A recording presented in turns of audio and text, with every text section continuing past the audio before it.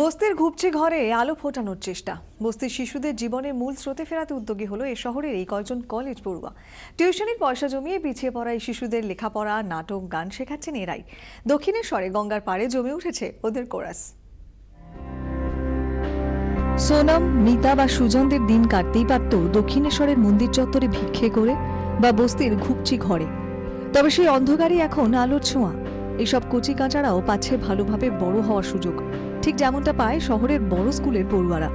নাচ, গান, নাটক, ছবি আঁকা, লেখাপড়ার পাশাপাশি এসবও শিখছে ওরা। আর এই সবটাই করছে কোরাস বলে একটি সংগঠন। এখানে দক্ষিণেশ্বর মন্দির চত্বর অনেকে ভিক্ষে টিকে করে বা এই ঝুপড়িতে থাকে। তো আমরা এদের পড়াশোনার দিকটা দেখি, শুধু পড়াশোনা না, এদের স্বাস্থ্য, এদের খাবার দাবার, নিউট্রিশনটাও দেখি, হেলথ হাইজিনটাও দেখি। একটু কালচারাল দিকে ওরা মানে একটু ইনপুট আসতে পারে, যেন নাচ গানে কিছু কালচারাল ইভেন্ট আঁকা করানো হচ্ছে। উদ্যোক্তাদের বেশিরভাগই কলেজ পড়ুয়া, কারোর সঙ্গে আবার যোগাযোগ ফেসবুকে।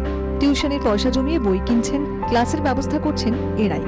নিজেদের ছোটখাটো শখ, শৌখিনতা হয়তো বাদ পড়েছে, তবে ছোটদের মুখে হাসির কাছে সে সবটাই মূল্যহীন। নিজের লাভ ভেবে তো আমরা এই কাজগুলো করি না। আমাদের উদ্দেশ্য হচ্ছে এদের সমাজের মূল স্রোতে ফেরানো।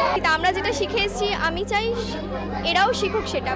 শুধু শেখানোই নয়, ছোটদের নিয়ে পুজোর আগে জমাটি অনুষ্ঠানও করলো এই সংগঠন।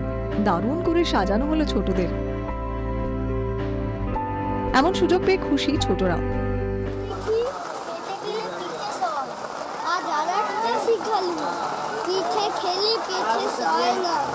পড়াশোনা শিখি, আঁকা শিখি, নাটক শিখি, নাচ, আঁকা, পড়াশোনা সবাই। তুমি কি করবে এখানে? নাচ করব।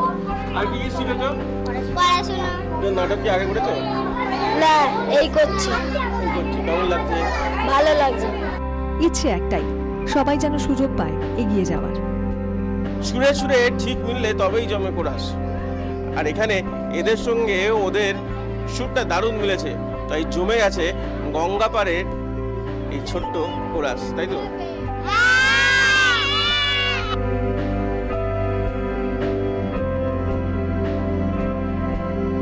পার্থ পালের সঙ্গে প্রীতম দে, 24 ঘন্টা।